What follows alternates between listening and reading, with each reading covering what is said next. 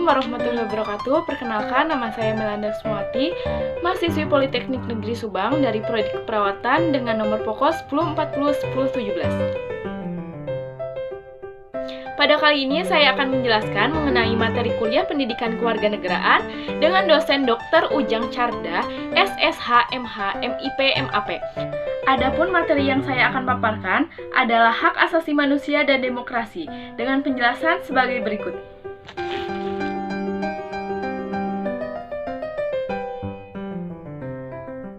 Yang pertama saya akan jelaskan sejarah perkembangan HAM. Sejarah perkembangan HAM di dunia berubah oleh 3 peristiwa penting di dunia barat, yaitu Magna Carta, Revolusi Amerika, dan Revolusi Prancis. Yang pertama, Magna Carta ialah piagam perjanjian antara Raja John dari Inggris dengan para bangsawan.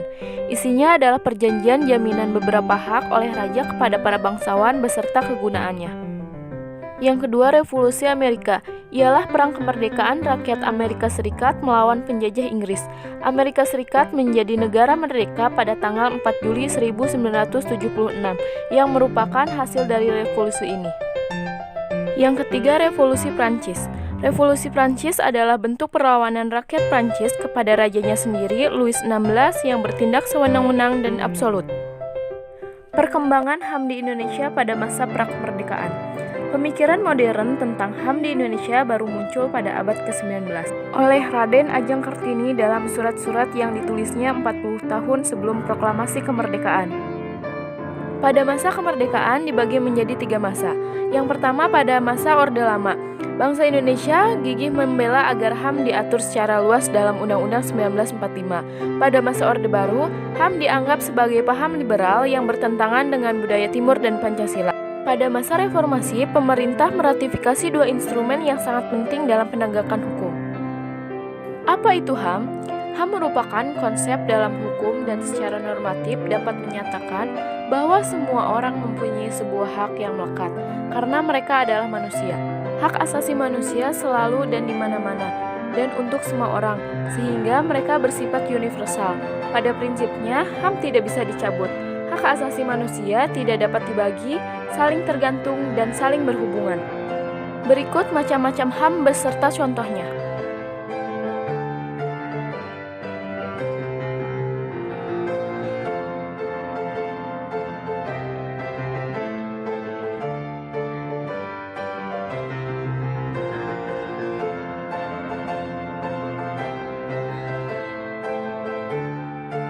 Hak dan kewajiban HAM dalam Pancasila. Yang pertama, sila ketuhanan. Berdasarkan sila pertama, maka setiap warga negara berhak memiliki kebebasan untuk memeluk agamanya yang dipercayainya. Selain itu, setiap warga negara berhak menjalankan ibadah sesuai ajaran agamanya masing-masing. Sila kedua yaitu kemanusiaan. Hak setiap warga negara yang tercantum di dalam sila kedua adalah memperoleh jaminan dan perlindungan hukum yang sama. Setiap warga juga berhak memperoleh kehidupan yang layak. Sila ketiga yaitu persatuan. Nilai yang terkandung di dalam sila ketiga adalah bangsa Indonesia tetap bersatu meskipun suku dan agama yang berbeda-beda. Sila keempat yaitu kerakyatan. Sila keempat Pancasila menggambarkan tentang kedaulatan rakyat dan kekuasaan yang dipegang oleh rakyat. Sila kelima yaitu keadilan. Bentuk nilai dari sila kelima yaitu keadilan bagi seluruh rakyat Indonesia. Makna adil di sini berarti adil kepada dirinya sendiri maupun kepada orang lain, mampu menyeimbangkan hak dan kewajiban warga negara dalam Pancasila. Selanjutnya, pemaparan tentang demokrasi. Perkembangan demokrasi di Indonesia terbagi dalam beberapa fase.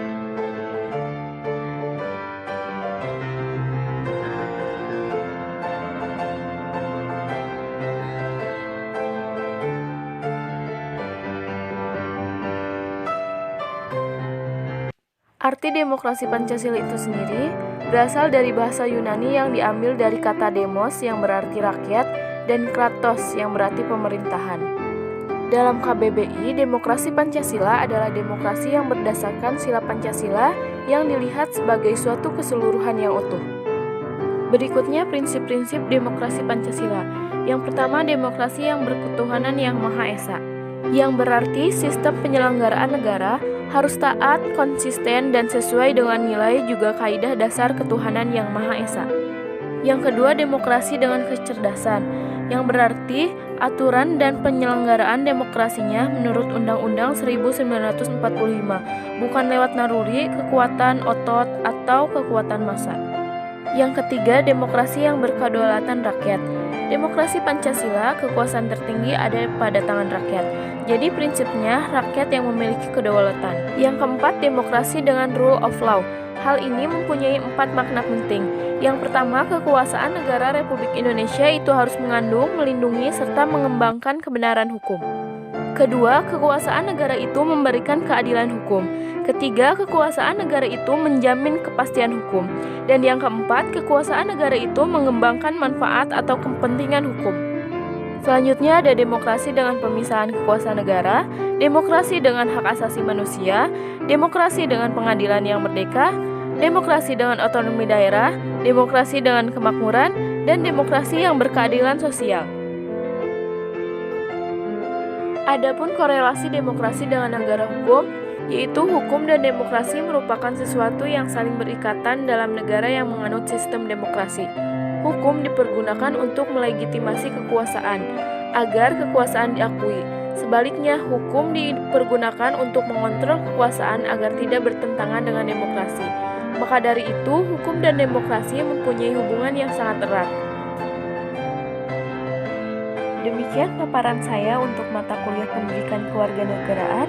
Wassalamualaikum warahmatullahi wabarakatuh.